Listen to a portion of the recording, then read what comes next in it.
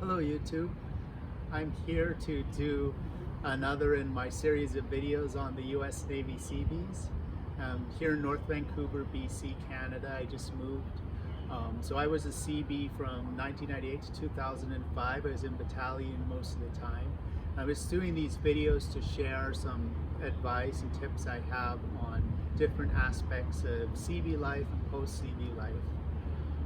Today I'm going to talk about how to set yourself up in your first enlistment for transition, things you can do to improve your transition and add some credibility to your Seabee experience after you get out and when you're applying in the private sector.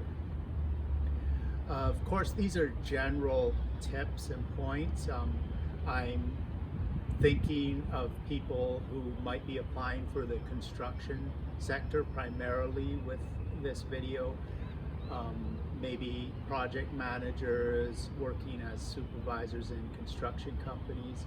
That's kind of where this advice I have is coming from.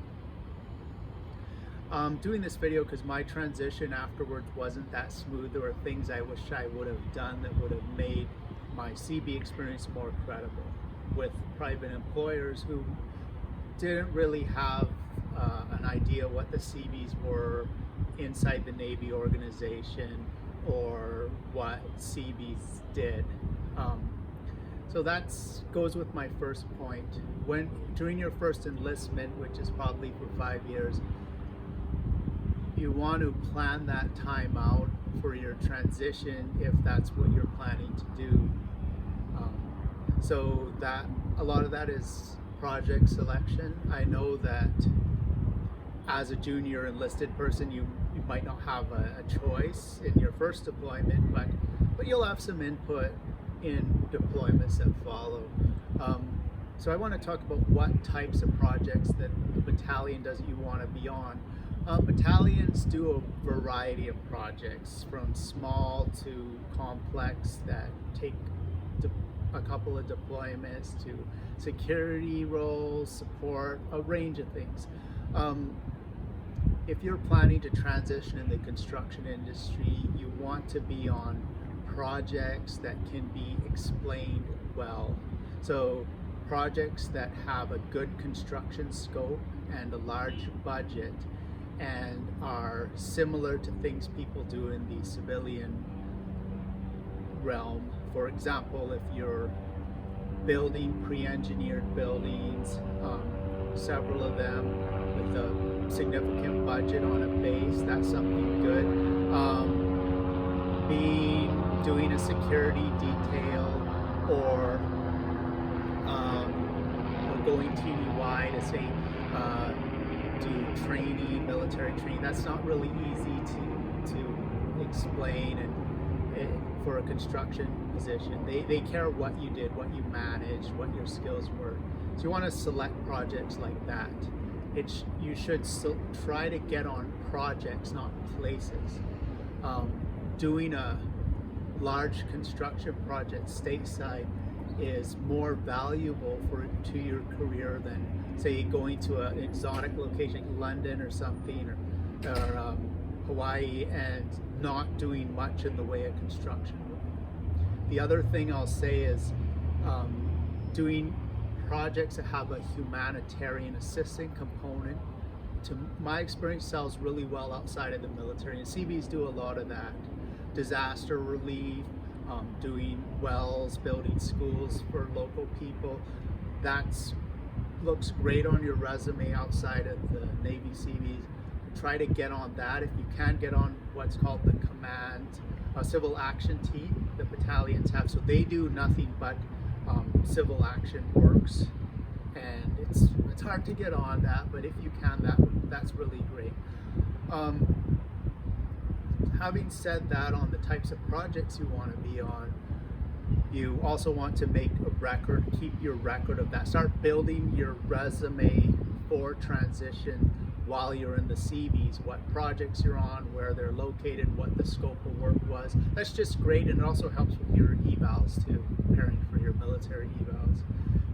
Along with that, keep track of your supervisors on the project, the officers and senior enlisted who are directly in charge of the construction work that you're doing.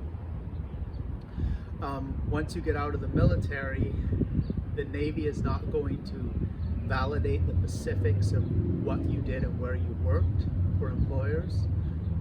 My experience has been that. So it's up to you to kind of make the case, and it helps if you have senior enlisted officers who are willing to vouch for the construction work you did in general terms, obviously.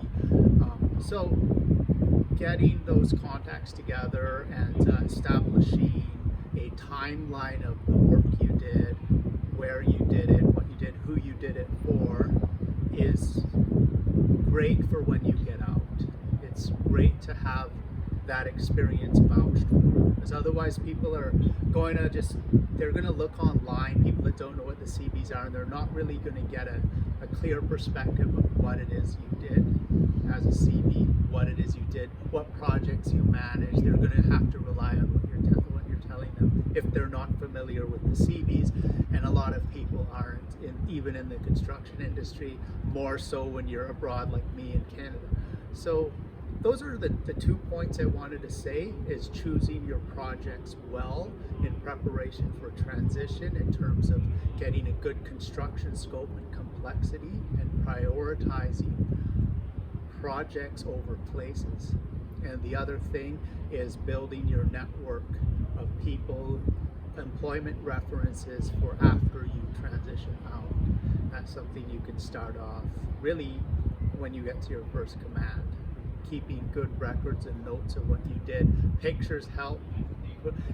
Pictures, I mean pictures of what work you're doing, and verifying that you were, in certain places, obviously there's security concerns with that, but it's up to you to maintain records of what you've done and what you're capable of for employers in the private sector. So thanks, thanks for watching this video, and if you have any comments or questions, leave them in the comment section below. Be happy to offer you what advice I have. And thanks for watching these videos. If you're thinking of joining the Seabees, I think it's a great career, and it's helped me in my civilian career. I'm an engineer here in Vancouver, and hope to see you on the next video, and have a great day.